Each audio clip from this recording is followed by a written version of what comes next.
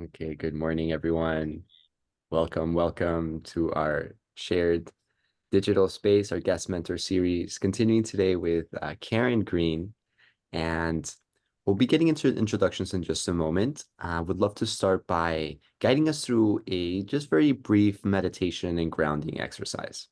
So at home, if you're joining us and if you're able to, please consider closing your eyes if that feels safe. Allowing the hands to relax. Palms can be face down on the knees, or they can be face up. Softening the shoulders. We take our first collective breath in through the nose. Inhale. Holding the breath at the top as you inhale a little bit more. And from here, we make an audible exhale. Just letting something go. And we'll do that 2 more times, yogis. Taking a deep inhale through the nose. Feeling the belly expand, the heart expand, holding the breath. Maybe inhale a little bit more if you can. Then letting something go. One more just like that. Inhaling. Nose to the belly, to the heart, to the throat, holding the breath as you take in a little bit more air if you can. Audible release. With this next breath, we take our right hand to the belly. We bring our left hand to the heart. We seal the lips and we find a natural breath in and out through the nose.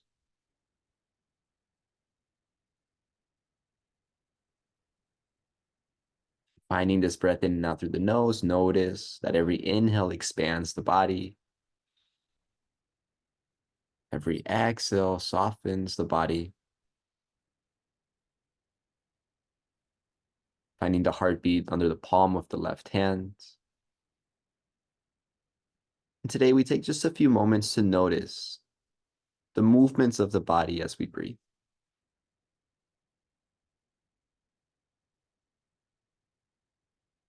Notice the palm of the right hand expanding forward and back as you continue this steady pace of your breath.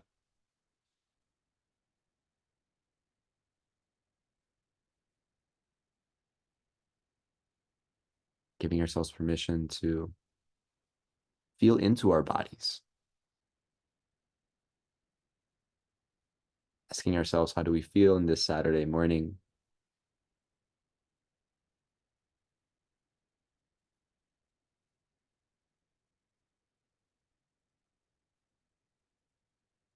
And then from here, we have the option to keep the hands exactly as they are. Or if you'd like, you can relax your hands by your sides. We'll take just 2 to 3 minutes in silence in our shared digital space. When it's time, I will guide you through.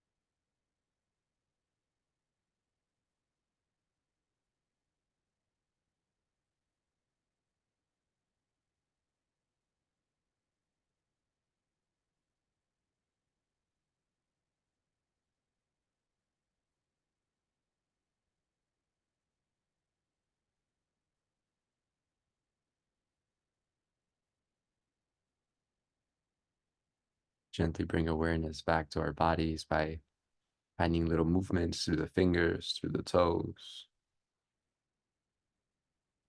Giving thanks to our fingers and our toes for all the things that they do for us on a daily basis. Giving thanks to our bellies and our internal organs for keeping us alive. Giving thanks to our heart for working so hard our entire lives. Gently bring your hands to prayer by your heart. And we seal our practice, our meditation today by chanting Om together. Start by exhaling all the air out of the body. Relaxing the shoulders as you exhale, exhale, exhale. Once we become completely empty, we take a deep inhale to prepare for our chant, chanting Om today. Inhale through the nose.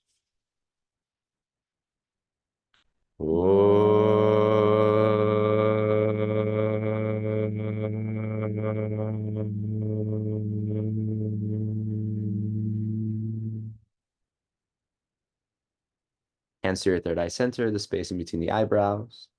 Loka samasta sukino bhavantu. May all the beings in all the realms be happy, be free, and today may our thoughts, our words, and our actions fall into perfect alignment for the liberation of all sentient beings. Gently bowing forward to the teacher within each and every one of us, opening our eyes and returning to our shared digital space. Welcome, everyone. See a lot of old friends, a lot of new friends. Thank you for joining us. As I mentioned before, this is Yoga Mārga's guest mentor series. My name is Gabriel. This is my partner, Serenity, and co-founder of our school. And we created this series because we've been deeply impacted by so many teachers and so many healers and people that have come into our lives. So we're deeply, deeply honored to have Karen Green joining us today and sharing a little bit about her work. I'd love to open the floor for Karen to introduce yourself, maybe tell the folks that might not know about your work, who you are, what it is that you do, and what are some things that we can expect for today's call. Well, hello. Oh, thank you so much for that. Well, that was beautiful. And I'm really honored to be asked to come here and be the guest speaker. And thank you so much for inviting me. And I'm really excited to share some tools with you that I have to shine a light into your shadows, to shine a light into those places that you don't know that you have, that kind of tends to get in our way. So my name is Karen Green, and I'm from Karen Green Coaching. And I am a certified shadow work coach, facilitator, trainer, and mentor. And I happen to be this particular weekend, once a year, those of us that are certified shadow work facilitators, we gather annually to recertify each other, to do our own work.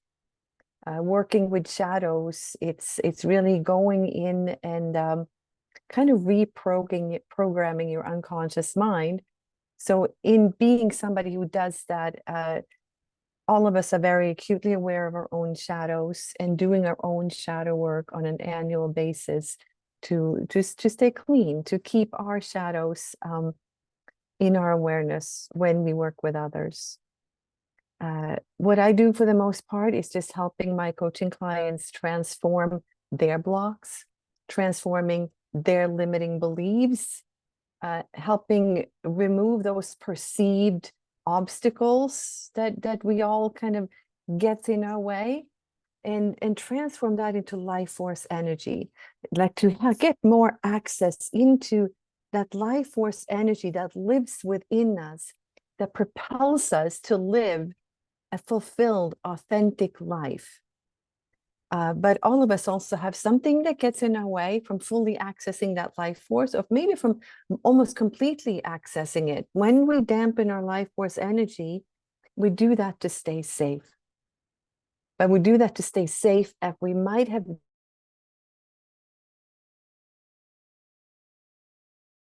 to stay safe as a year-old, a 5-year-old was threatening us as a child is not threatening us anymore. So I want to share some tools today hopefully shine a light into your shadows. And I'm going to share some a little PowerPoint presentation here. You can follow along with. Can you all see that? Yeah.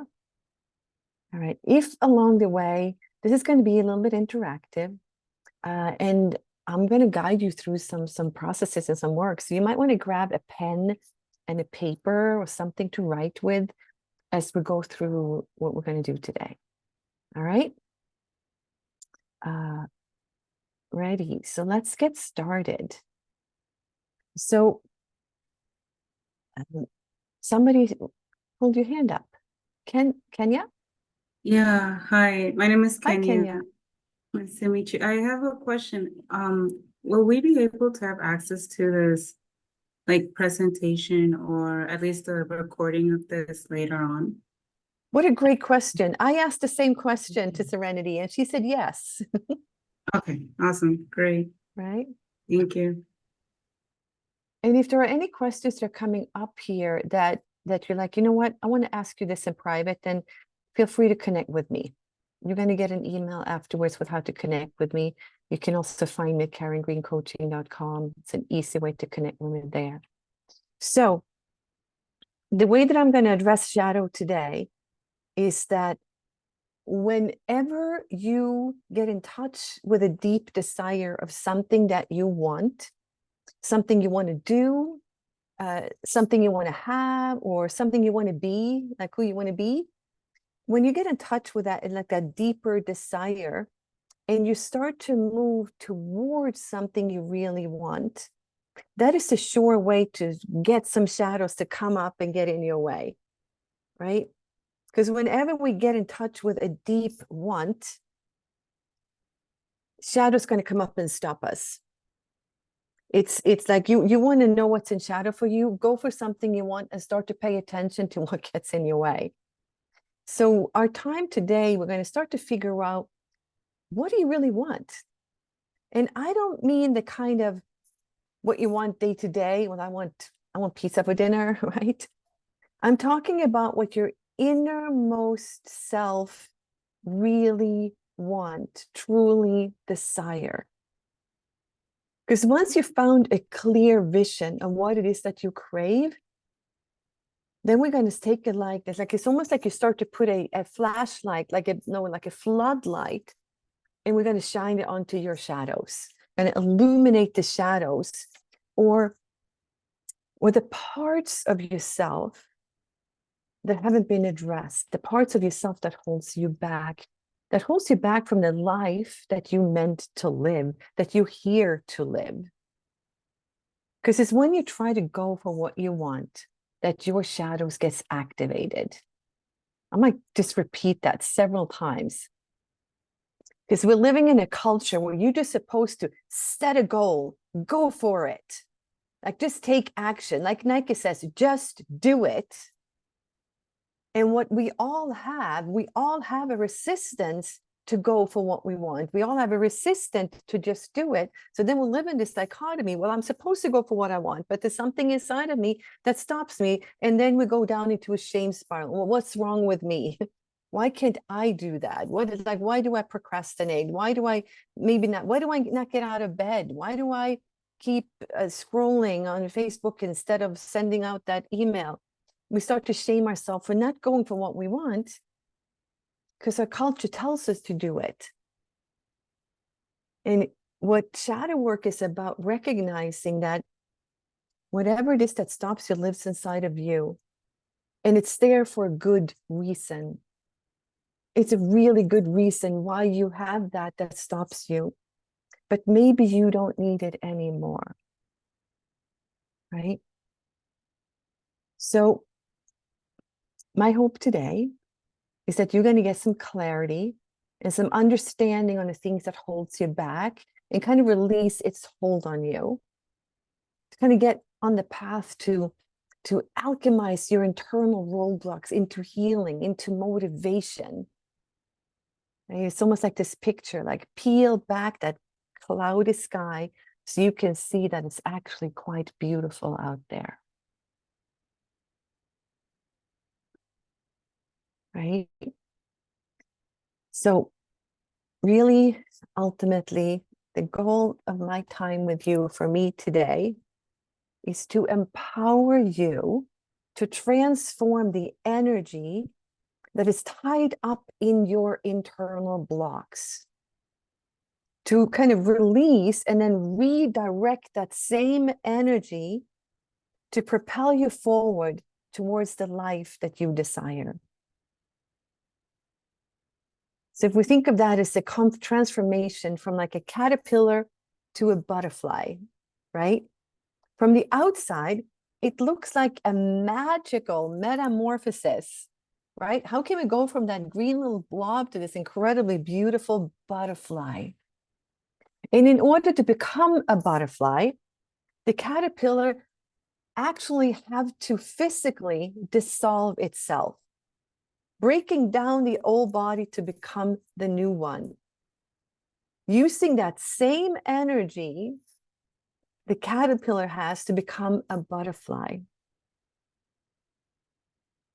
So the end stage, what we get to when we break down that old, it's absolutely worth the work it takes to get there. But it doesn't mean that it wasn't difficult, doesn't mean it wasn't stressful, doesn't mean that it can be overwhelming being inside of that chrysalis. And as I'm saying chrysalis, I realized I never told you, I'm not, English is not my first language. English is my second language. Swedish is my first language. I've lived in the US for 30 years and I recently moved back to Sweden. So please forgive me if my Swinglish comes through every here and there. If I'm saying something, you're like, what did she say? Just put your hand up or blurt it out. Karen, can you say that again? So we're going to discuss some tools that you need to become a manifestor in your life. And manifesting doesn't mean you have to manifest something. You can manifest a way of being, right? Many times when we talk about manifesting in the world, it's like, well, what do you want to have? You want to manifest money. You want to manifest a career. You want to manifest a house. But in shadow work, it's all encompassing. Who do you want to be? Can you manifest that? Right? And I also want to give you a realistic idea of this type of transformational energy that we're working with. It is absolutely magical and incredibly transformational. But transformation rarely happens in that tidy, step-by-step way we think of. So as we go along today, I want you to keep a question in your mind, and that is, how can you use what I'm sharing with you today to improve your life, to empower your life, and just see if there's something here for you. It may not all fit, but I think some of it will. So this webinar, this time together here, is to really shine a light into your shadows, is to start to move towards an empowered life. And it's to get the freedom from how your shadows are stopping you, hindering you, like stealing life force energy from you. Because it is what your shadows are doing. It's like it's taking energy from you.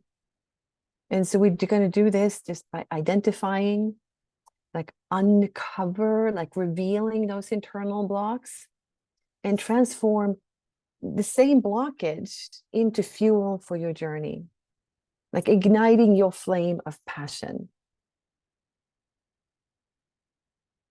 Because the blockage, I think of that energy, it's just energy.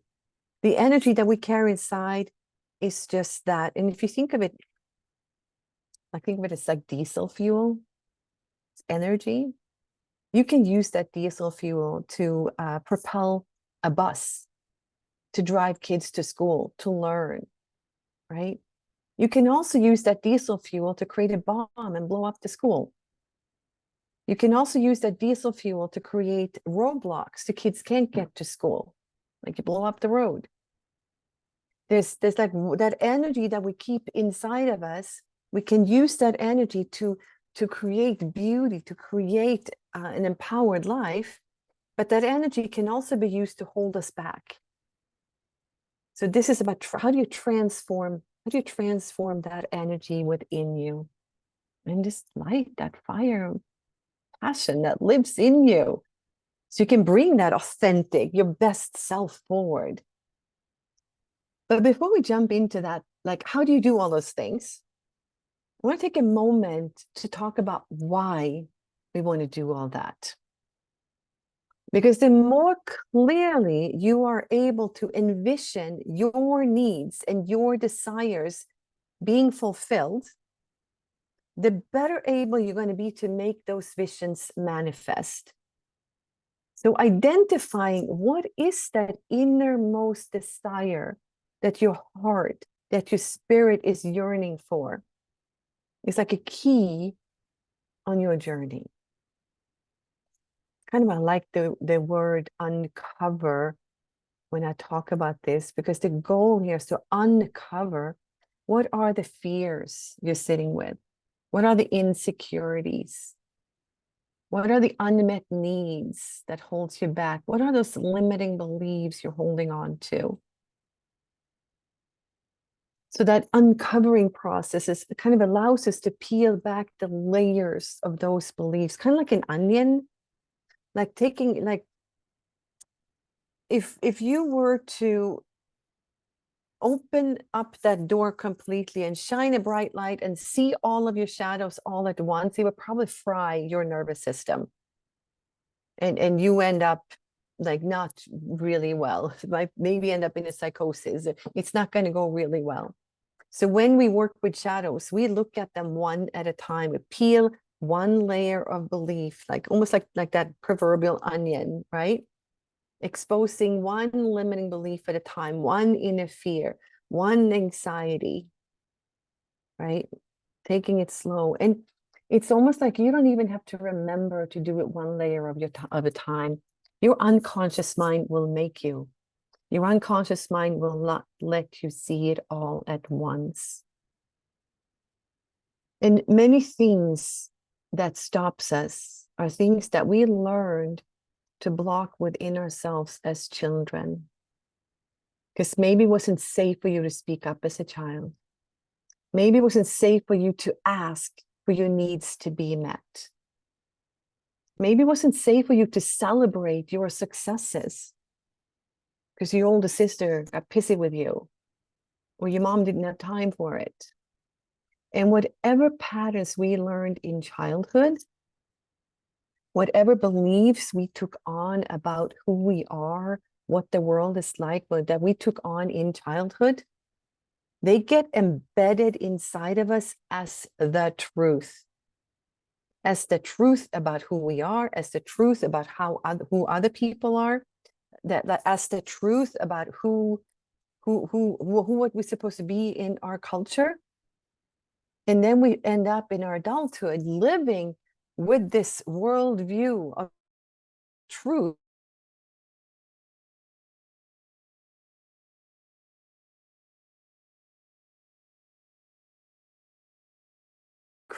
Created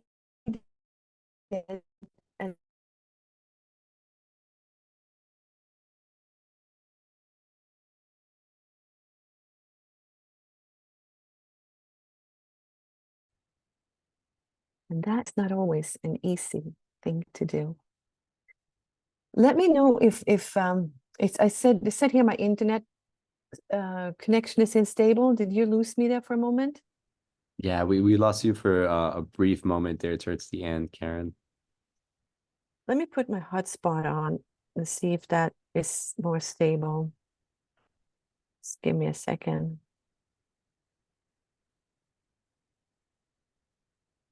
I'm at like a conference center and they told me it's good internet here. I'm not so sure. No worries.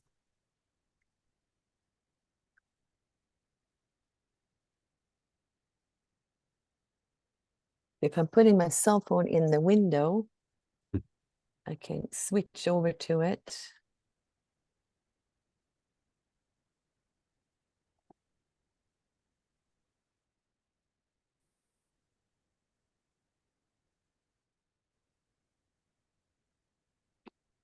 All right, let's hope that's more stable. Thank you. All right, so let me talk a moment about shadow here, right? Carl Jung coined the term shadow, and he used that term to describe all the ways of being that we have decided we are not. Like when you are born, you have access to all ways of being available to humankind.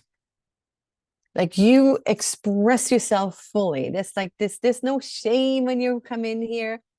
You don't know how to be in the culture, in your tribe, in your family. You just express whatever comes out. You want your siblings' toy, you take it. You want to scream for ice cream, you scream for ice cream. You don't want to go to bed, you just run yelling around, I don't want to get. You want to fall asleep, you fall asleep on the floor. Like you just follow and express whatever comes up for you, right? But then life happens to you. Your family happens to you. Your friends happen to you. Your school happened to you. Culture happens to you, right? And we learned as kids that all the ways of being wasn't safe for us to be. It wasn't safe to be authentically you all the time. So we learned how to fit in. We learned to fit in. Our parents told us how to be. Our teachers needed it to be certain ways. We learned how to draw within the lines. And all the ways of being that was not acceptable, we put that into shadow. It's like we said, I am never going to be like that, so I'm just going to bury it, and we buried it in our unconscious mind. So as the mature adult you are, you still have access, maybe not access. You have all the ways of being living inside of you. You've just lost access to some of them. So just to give you an idea, it wasn't safe for me to be angry as a child. If I was angry, my dad got more angry. And if my dad got angry, I was not safe. So very early on, I took on the beliefs that I am not angry. I cannot be angry. Because if I became angry, I wasn't safe. So I took my anger and I stuck it into that unconscious mind. I buried my anger. And then I grew up thinking of myself, I was like, I'm not an angry person. That's just who I just so easygoing. I never get angry about anything. Until my 2-year-old daughter spilled milk one day. And all of a sudden, that milk carton flew across the kitchen. And I was just like, oh, that's not who I am. I don't get angry. What's happening? I felt like I was being possessed. But really what it was that anger that I had tucked away and said, I'm never going to be like that. It came out of shadow. And when it comes out of shadow, it is in control of me. I'm not in control of it. Being who I am, I hauled my ass to a therapist immediately and said, this cannot happen. I cannot become my dad with my daughter. And I worked that, and now I can access my anger.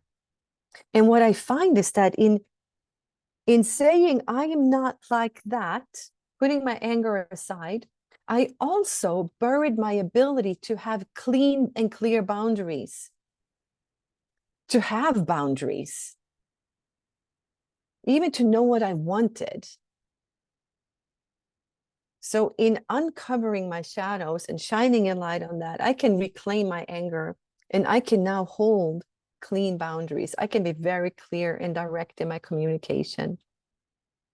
And I've kind of like I got more life force energy. I've had more energy to get things done. So one of the biggest reasons to look at what we have in shadow is that these like leftover patterns that we have stuck into our shadow. Like I think of that as like a bag that I'm carrying on my back. I'm throwing all these things into my shadow bag, and I don't remember that they're there, but they weigh heavy on me. is that if I can look at what's in that bag, maybe take them out and kind of polish them off a bit, take a look at, well, with that perhaps negative way of being, what is the gold in there that I also threw out? What is that? What is like the power? What is the what is that life force energy? What can it give me that is positive? Because just like the diesel fuel, it's just energy. It's how I use it that makes it good or bad, right? And what I have seen over and over and over is when I shine a light into my shadows and I discover what is the lesson that I need to learn there. Discover what it is that I can learn, that if I could learn this, then I can transform that which I've seen like a burden. And I can transform that into something that instead of being a problem in my life, it can become an asset. It might seem like magical talking, but I've seen this happen so many times that behavior or that way of being that I don't like about myself, when I can really embrace it, it almost like it becomes a superpower. So I put my anger into shadow, but that also allowed me to really develop some fantastical tools to, what is the word when you are helping two people who are disagreeing to agree with each other? What is that called? Mediation? Mediator. I became a really fantastic mediator, right? So in some way, putting my anger into shadow helped me develop a skill I might not have developed otherwise. So like it's almost like that which you wish you were not now becomes your superpower. And just to like clarify here, life is not about perfection. And thank Goddess for that. Life is about being on the right path for you. Transforming the negative stuff that happens to you into some positive energy, making you stronger, giving you the ability to manifest what you want in life.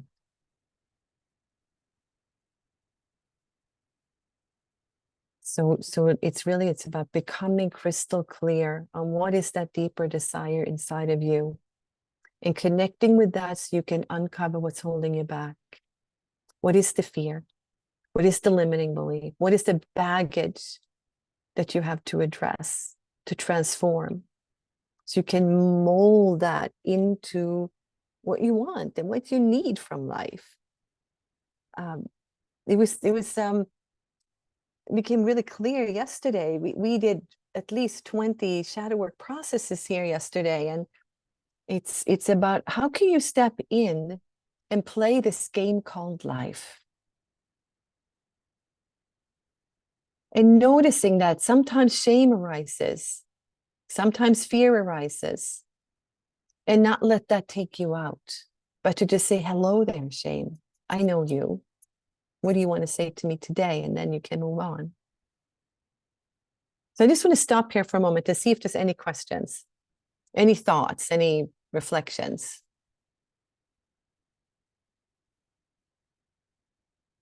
I did a whole bunch of talking. Just want to see if there's anything that sticks out for you. I have a question, Karen. Mm-hmm. This is amazing. I keep just trying to write every word that you're saying. So thank you for this. It was a good thing you're recording. Yeah, that too.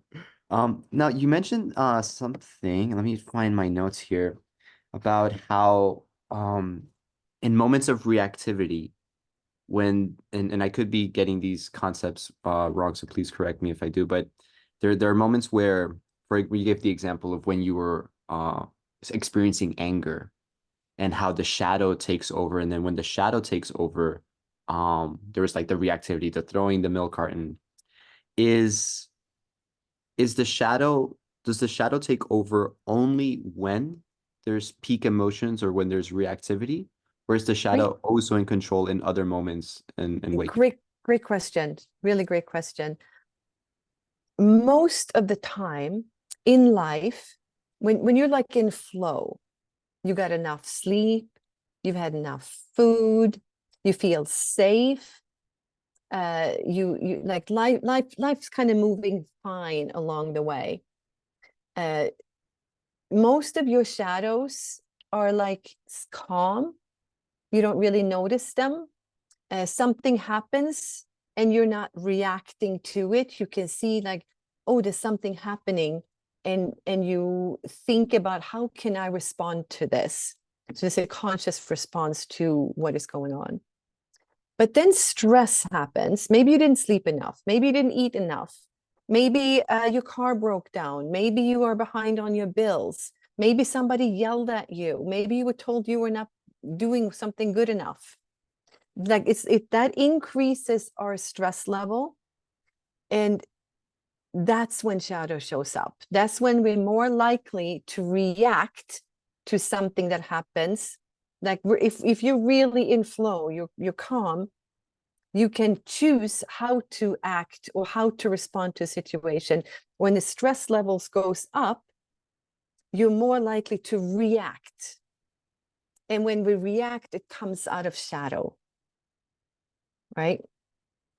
So doing shadow work, doing personal growth work, like what you did today, you meditate, you kind of learn how to access your breath. It really increases your stress tolerance, so that it takes more and more stressful events for you to react to something. Right? Now here comes I don't know if this is like a universal law or something, but the more you work on yourself, the more stress tolerant you become, the more you start to love yourself.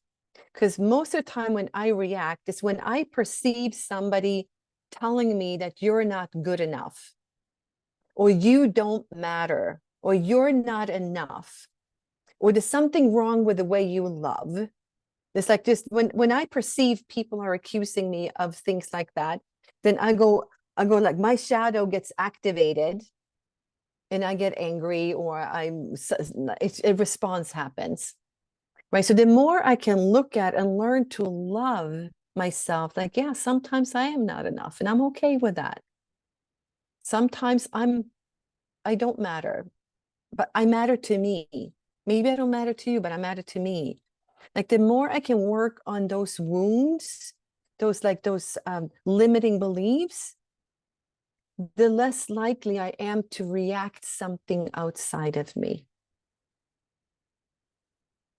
Because what happens is when we take away being, kind of throw it into the shadow bag, sometimes we miss the bag. And it flies around the whole world, and it shows up in the person right in front of us. And they just trigger the shit out of me. This is like a person, I just can't stand who they are. And this is one of the more difficult ways of starting to look at what is in shadow for you, is to look at what kind of person triggers you the most. And then start to look, where are you like that too?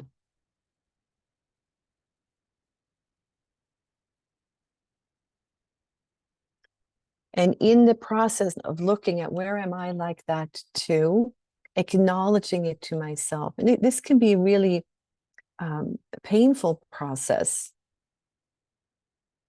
Like if you can't stand judgmental people, and then you start to realize, oh my God, I'm judgmental too.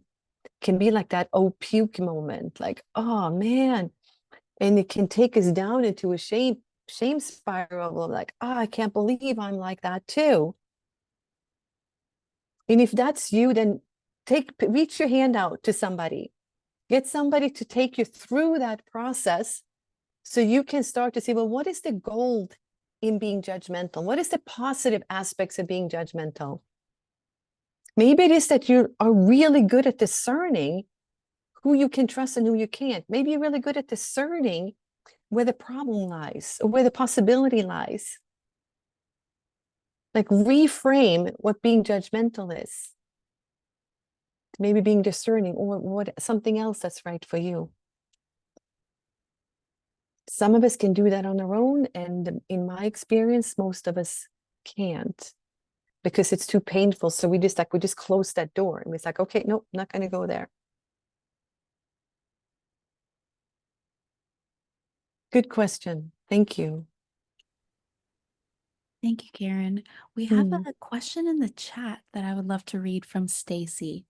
And she Okay. says, I am loving this so much. I do have a question, and this is personal. How do you help someone with or start shadow work when they are your partner or someone super close to you? Like, how do you detect yourself or detach yourself enough to help someone to start their own shadow work journey? And she writes, I hope that makes sense because I'm a certified shadow work coach, but my partner is starting his shadow work journey and I'm struggling with how to handle it. I'd say look at yourself. You can only do shadow work for yourself. I mean, you can help others. When it comes to a partner, it's that they can be hard. I would just say, take a look at what comes up for you when your partner's shadows are up. What is that triggering you, and how can you work with that?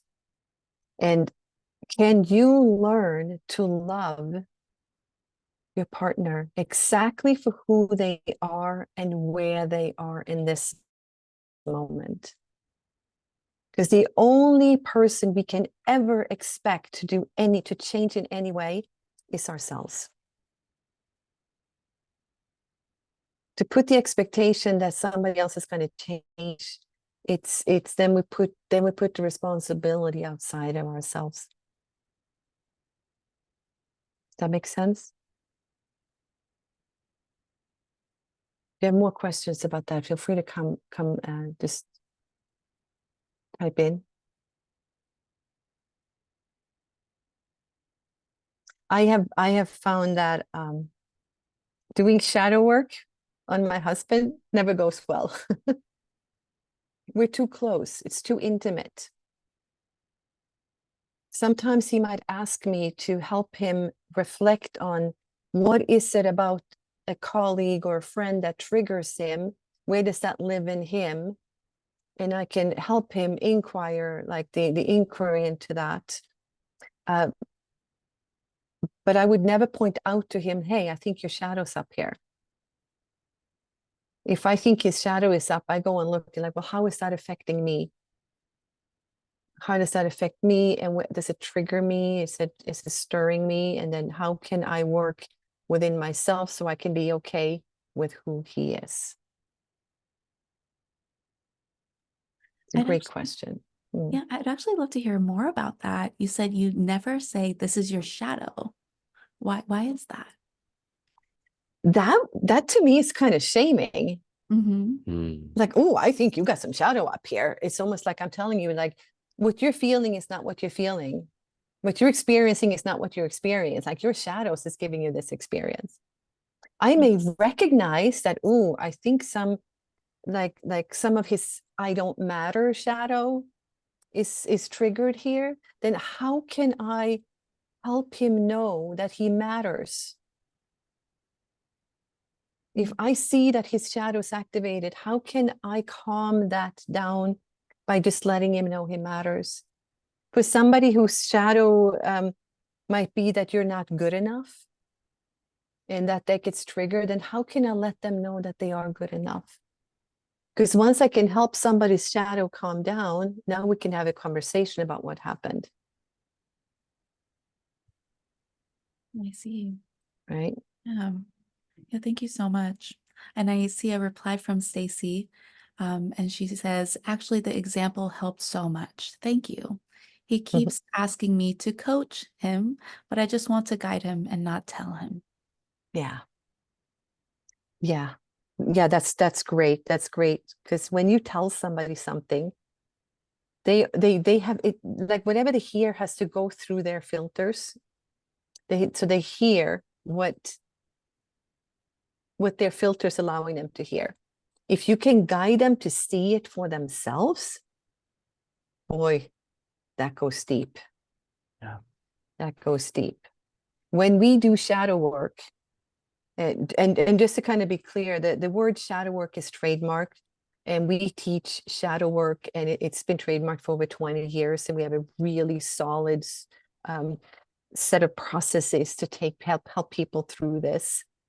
And when we do, we're always kind of facilitating from one step behind. It's not about telling you what your shadows are, but setting it up in a way that you can see it for yourself. Because once you've seen it, you cannot unsee it. If I tell you, then you walk home and then you forget, and before you know it, you're back to the same old way of being. We have another question from Alexis. Alexis, if you'd like to share live on camera, that's also okay. I would just like to read, shadow work is more about learning how to navigate each shadow and honor them, not necessarily getting rid of them. Alexis, do you want to share a little bit more about your question? I wasn't sure if my dog was gonna bark, so I kind of just typed it. I guess a lot of times when we hear about shadows, it's more of like, well, you have to get rid of this bad thing, or if you're depressed, like try to work towards getting rid of it. But versus like what I'm hearing, excuse me, what I'm hearing is more of like just honoring how you feel and learning how to navigate through them. Like first identifying like what is the issue or what is the shadow, and then just working on how to like navigate through it. Like you mentioned, if you feel like you're not good enough, it's first identifying like, why do I feel like I'm not good enough, and then just kind of working towards that self-awareness of like self-love. Yeah. You got it. You got it, Alexis. It's not about getting rid of our shadows. It's about shining a light onto what is in shadow to create that awareness. And once you shine a light into the shadows, once you shine a light into that, you're not good enough, or you don't matter, or you don't know how to love right, or you're selfish, right? Once you shine a light into those shadows and you see when that, because that's a limiting belief that you're not good enough. You are absolutely perfect just the way you are. But at some point in your life, your parents, your culture, your society, your teachers, your family told you, you are not good enough. That's just one shadow. There's many of them. I'm just going to focus in on that one. And as a child, you believed it. And often it's not spoken out loud, but it's almost like it's written in the sky. Like my dad never told me you're not good enough, but the way he questioned every decision I ever made, every choice I ever made, it was like crystal clear. Like, Karen, you're not good enough. And it became embedded, almost like tattooed into my soul. You're not good enough. And now I am looking out to the world through that lens. And so you might ask me a question here on this in this webinar, which makes me think, oh, I didn't explain that good enough. I'm not good enough. And I like, maybe I go down into a shame spot. I should have prepared better. And maybe I shouldn't even go and do these guest lectures because I don't know what I'm talking about. Right? When I can accept that that is a limiting belief that lives in me, then I can see when it shows up. I know now when it shows up. I know what it looks like. I know what it smells like. I know what it feels like. And I can say, oh, wait a minute. I can lean into that belief that I'm not good enough. And it can drag me down and steal my energy, because boy, does it steal my energy. Or I can lean into, because I've done so much work around it.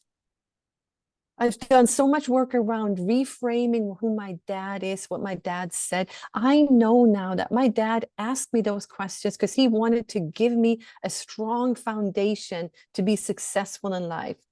That was his intention. And I can focus in on the part of my dad that wanted me to be successful. And I can get rid of the part of my dad that told me I'm not good enough. I can say, Dad, I want nothing to do with you. It's not that I'm kind of getting rid of my dad. It's just a message that he gave me. And now I can start to just love myself.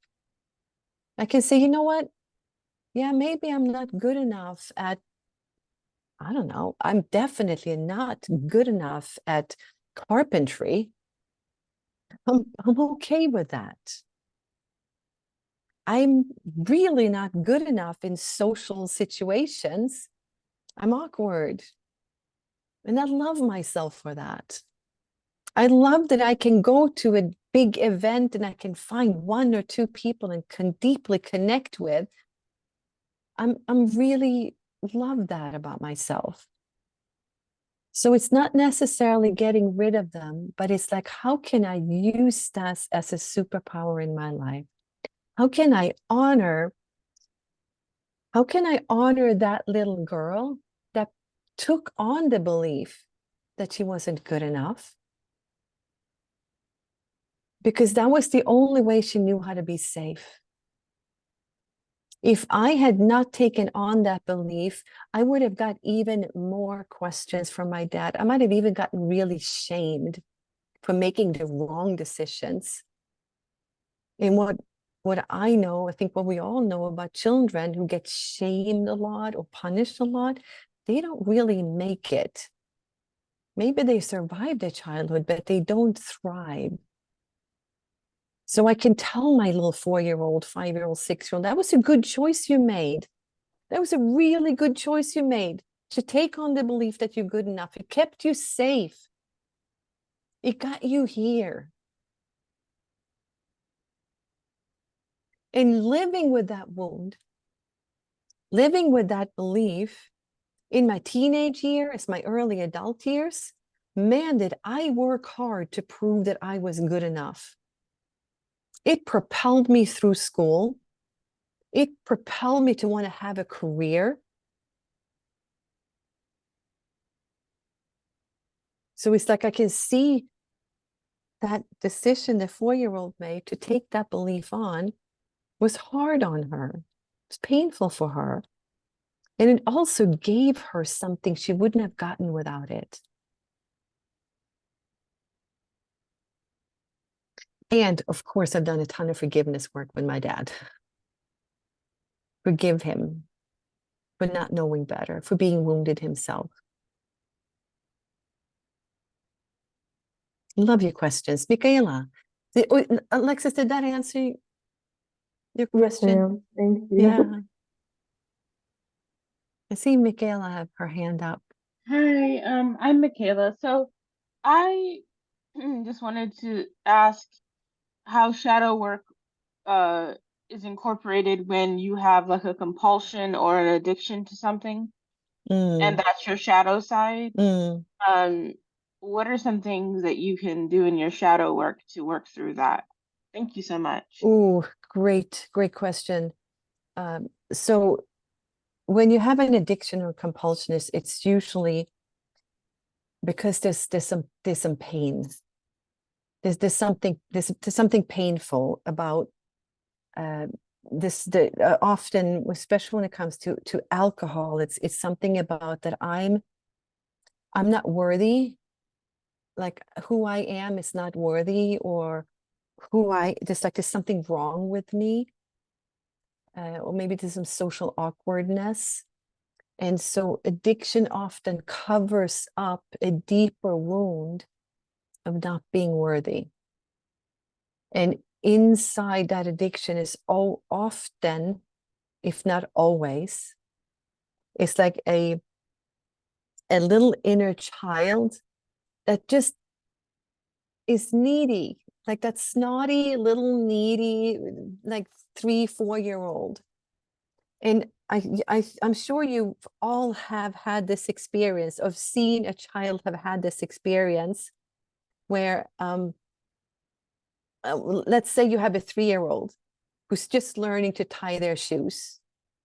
And they're taking too long to tie their shoes. And their older siblings is just shaming the crap out of them, like, oh my God, you can't even tie your shoes. Like, what's wrong with you? You're just a baby, right? That 3-year-old will walk away like hating on themselves. I wish I wasn't 3.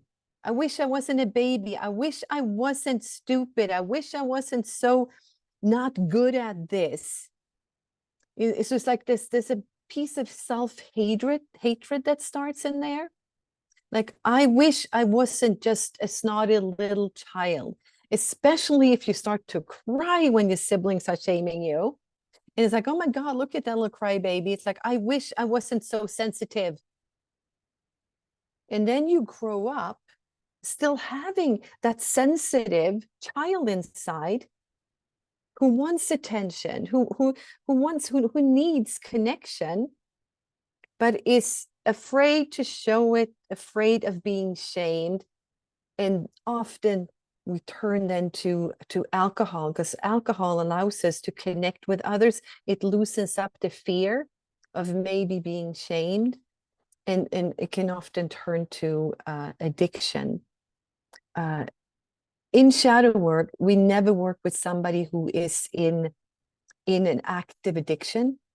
Like, somebody who's in active addiction needs to learn how to say no, how to just say no to the drug. A 12-step program is really the best teacher that I know of to teach somebody how to just not drink or not just do that addiction. But after a while, you get somebody who can say no, who knows if they start to drink or use again, they have a sponsor that can help them kind of get dry or sober. They know how to get sober. They know how to stay sober. Then they're ready for some shadow work. Then they're ready to look at what is the need that they have that's not being fulfilled. Because it's painful to not have your needs fulfilled. Michaela, did that help?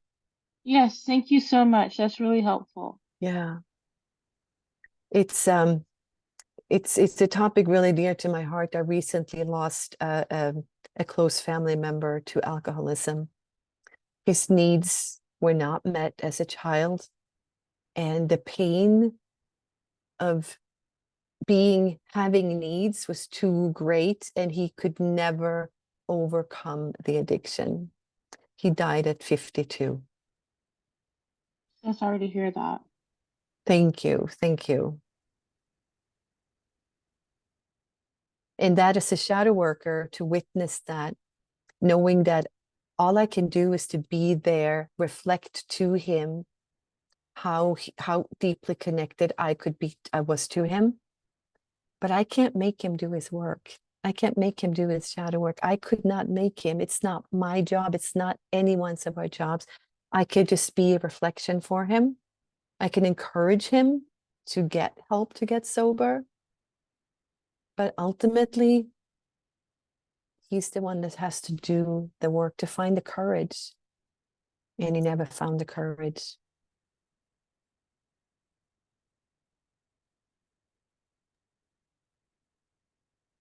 And we live in a society that it's hard on many of us. We're not really, did I have like a blip again? No, I'm here. Okay, good. Yeah. We live in a culture, in a society that's kind of been shaped to serve particular types of people, and we're all different. Like, if you come and do more shadow work with me, you will learn about, we work with different archetypal energies, like the lover energy, the magician energy, like the sovereign, that king queen energy, and the warrior energy. And some of us are more warrior, some of us are more sovereign, some of us are more lover, and some of us are more magician. And the culture we live in really serves the sovereigns and the warriors really well. Often the magicians find it a little more difficult to be in our culture, and those that have a lot of lover energies, it's hard to fit in.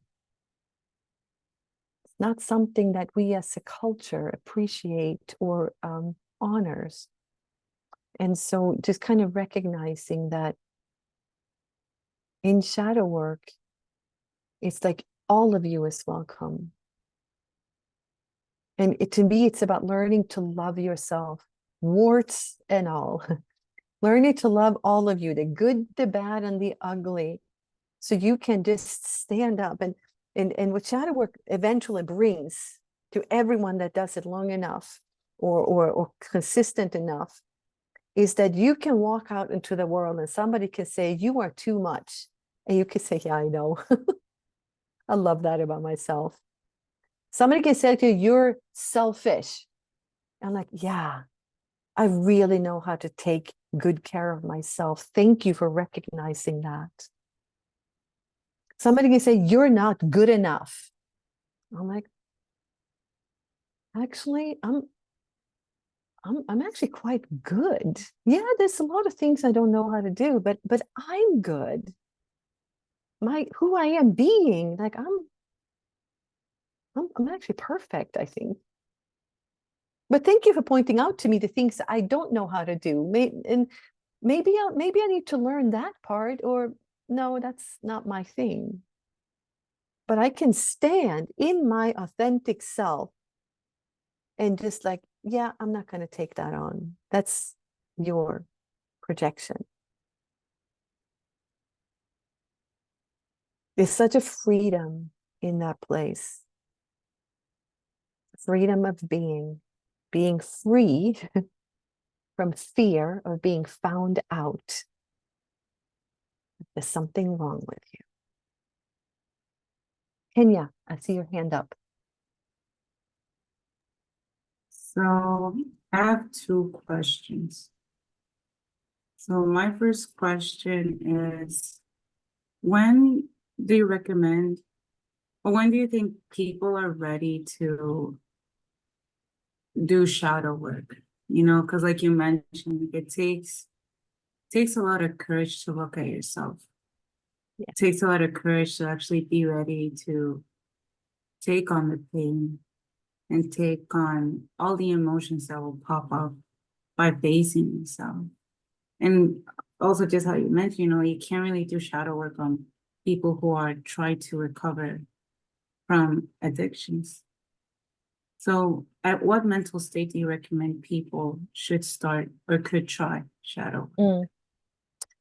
I think you can pretty much do shadow work at any state of your life, right? If somebody came to me and they're in their addiction, which means that they're usually drunk or high on something, I'm like, that's pointless. It's not going to do anything. It might be a fun experience for them, but if you're under the influence, I'm not going to access your unconscious mind. They're not going to access your unconscious mind. Nothing's going to happen. So then that is like, no, I won't do that. If somebody is maybe haven't let go of their addiction, but they're sober, they're clean, I might start to do some warrior work with them to kind of get a sense of self back. I might not go into any deeper processes around that inner child, but just learning to have boundaries with their behaviors, have boundaries with their addiction, have boundaries with those negative voices that plays out in their head. The same with young people. Mm-hmm. I tend not to work with young people. It's like young people are still developing their shadows. Young people are still trying to establish themselves in this life, in the tribe, in the community. And so they are still like working to fit in. Having said that, I have worked with when I say young people, it's like 18 to 25, 18 to 30, and really help them. That for them, it's about helping to see that mom and dad is actually Sue and Mike. To kind of take mom and dad off the pedestal, that all children put the mom and dad up on that pedestal and just worships them. whether you know it or not. There's a part of you that worships your parents. I can help them take mom and dad down so that they can kind of see that the message from mom and dad lives inside of them as like a negative belief or like a negative inner critical voice. So they can take it off from mom and dad and own it as this is in me. What can I do with it? So that they can be with their parents without being triggered by the parents. I did a lot of this work early on with the Black Lives Matter movement, when many of the young people that would stand up, they would kind of be up on the barricades, they would be standing up for what they believe in, and then the police would come in and they would project their dads onto the police, and they would say and do things that would not be beneficial for the movement. Like they would act and behave in ways because they were taking their anger of dad out on the police. And so they recognized this and they came to me and says, can you work with us so that when the police comes, we don't project our parents onto them or our dads onto them or whatever authority onto them. So we can just stay grounded in the movement, in our beliefs. And so a lot of that work was about finding an inner nurturing voice, like a kind of almost like creating an ideal mom and dad, like the mom and dad we all wish we had. Create that ideal mom and dad and just embed that voice into our psyche, into our unconscious mind. Thank you. Thank you. And now my second question. So you use the example about being selfish. You say, like, because, I would think like there is like a negative aspect of being selfish, like the word exists for a reason, someone who literally doesn't consider others and is very self-absorbed, like in that sense, and doesn't really try to, care for others. But then since, nowadays people have become more aware that not everybody's like that, like there's an extent to how much you can give and how much you can give to yourself as well. That's why we say, okay, everybody has gotten used to being called you're selfish because you don't give enough, you don't feel like you're good enough, right? Yeah. But then what if like there is a situation that there is someone who's generally selfish, from the Right. term, like, but then they're like, they take it more out of like spite, like, yeah, okay, like in the argument, we can say, this is how I visualize it. Like, okay, yeah, I'm selfish, like I don't care, and that's how I am type of situation. Yeah, like what? Yeah, Like I in hear that what you're saying. aspect, yeah. So that if you see somebody else that's selfish, a lot of times we can see something in others because we have it too. And if somebody really is selfish, it's like, is that somebody you want in your life? Is that somebody you want to engage with? And to what extent do you want to engage with them? So it's like seeing selfishness in somebody else is different from the selfishness that I was talking about here. And that is when you are afraid to be selfish, when you are afraid of being judged for being selfish. And this is a bit of a patriarchal overlay. As women, this is often, and for the men on here, when I talk about patriarchy, I'm not talking about men and women. I'm talking about the culture that affects all of us. But this culture is basically telling women, you have to be available. You have to caretake us. And as women, we've believed this, like it's like an internal bias. It's almost like it's been internalized, that if I don't take care of people around me, I'm selfish. And often we then start to take care of others to the detriment of our own health. That we focus more on what they need to the point where we don't even notice that our needs are not being met.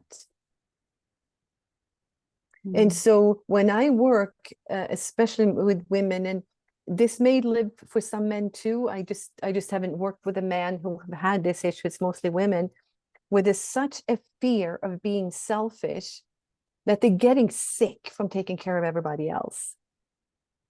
And then it's like, how can you reframe that? Being selfish doesn't mean that you're not noticing what other people need, but you might notice that they have a need, and you can make the choice. Is that a need that I need to satisfy for them or not? And if I have a need, do I satisfy my need? Do I make sure that I've been taken care of? It's a little bit like that airplane, like you put the oxygen mask on you first.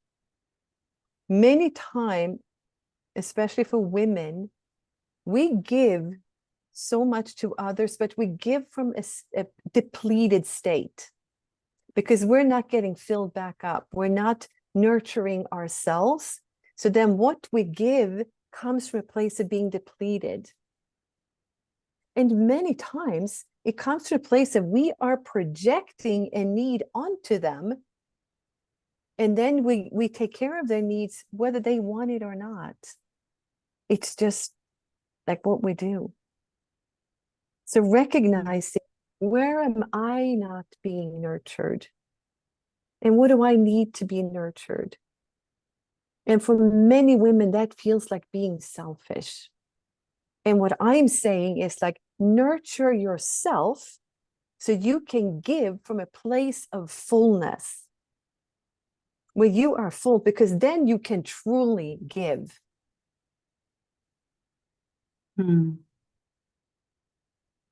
That might be a little radical, but No, I understand what you mean. I understand what you mean basically from the background that I have, where I come from a single parent household.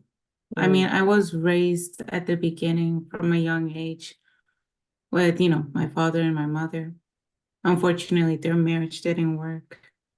And before they were gonna separate, my dad passed away from cancer. And so then, my mom became a single mother, she had to take on to everything and the whole situation. And, and I've empathized with the way she has done for us. And I looked up to her. I actually looked up to her for a very long time, and still today, but she's still a very admirable person. Yeah.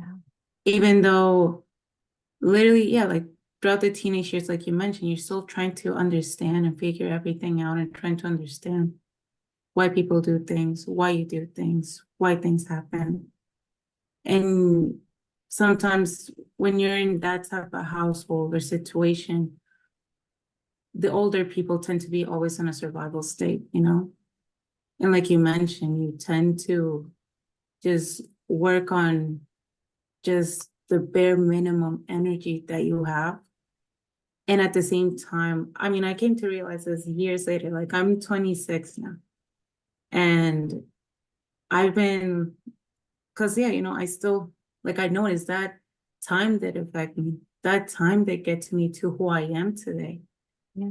And like on my own, just on my own, I tend to be very reflective, but like in that situation, there had been times where, yeah, my mom did feel like she felt like, she feels like she's alone, She feels alone. She feels like she has to do everything because either me or my brother and I were 9 years apart, but me or my brother had to take onto like, she's like, hey, there's more people culturally, we all have to work into this together because I can't do everything on my own.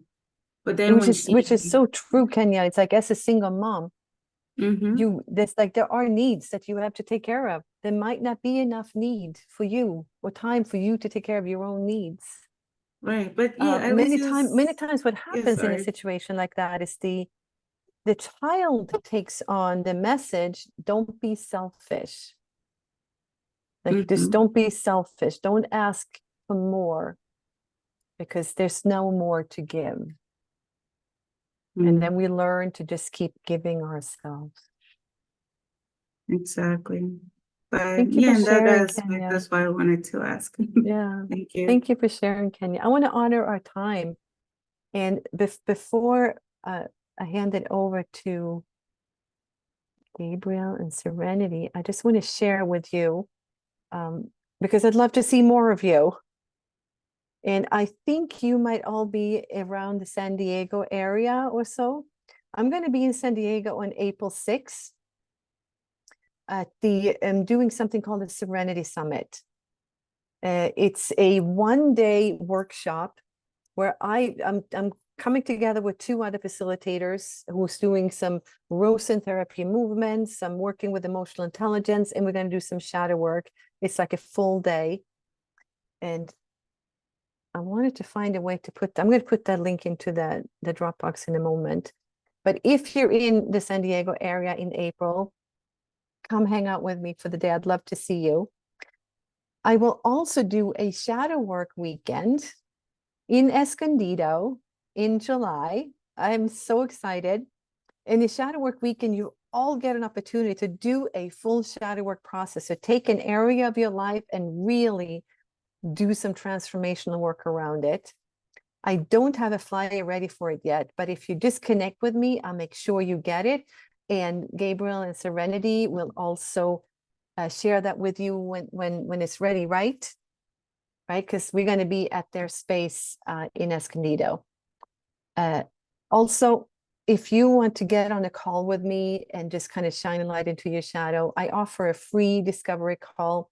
We spend an hour together. At the end of that hour, if you think that you might want to work with me, I will let you know what that would look like. But really on this call, it's more about finding out what might be in shadow for you. So it's very focused on helping shine a light into your shadows. And I think in order to put that into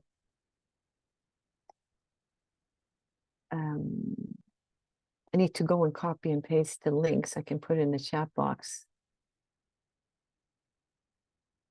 We will also be sending a follow-up email after this event with all the links and everything for your reference. Oh, thank you. Yeah, and we're very excited to be hosting Karen Green at the Temple of One in July. So if you have any questions about that as well, any of our students or folks that have come in through Yoga Mārga School, we're happy to support you.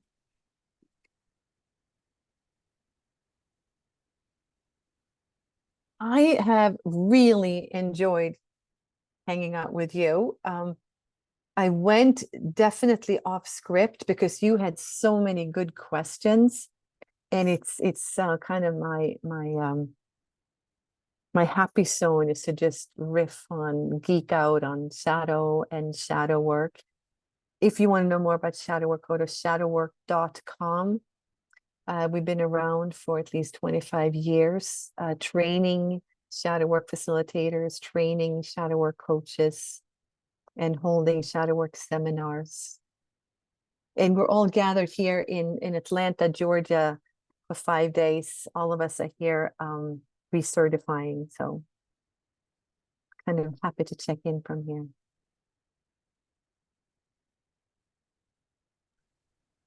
Yeah, thank you so much, Karen. I really appreciate you taking the time to speak to us, to our students, and to our friends here that joined us that are not enrolled in the program yet.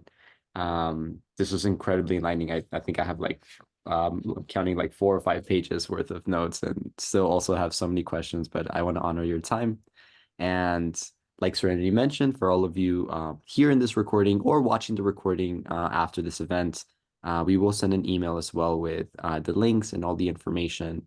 If for whatever reason you're watching this and you didn't get access to the email, just send us a message at yogamarga.school. That's our Instagram. And you can also find us online at yogamarga.school. And we'd love to get you in touch with Karen and give you access to all of these links and this information. Do you have any parting thoughts or anything that comes to mind?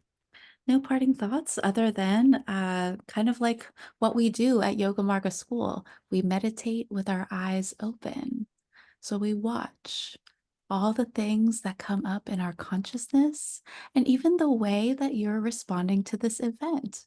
I would ask you and invite you to just notice what came up as all these different topics were discussed. Maybe take some notes, feel into what is coming up, and just notice. And just noticing that awareness, that meditation with the eyes open has so much to offer. And if you're ready to dive in deeper, of course, we are here. Yoga Mārga School is here to support you, and so is Karen Green. Thank you, everyone, for coming. Thank you, Karen. Thank you, everyone. Thank you. Great questions, everyone. Mhm. Thank you. Thank you. Thank you. Thank you.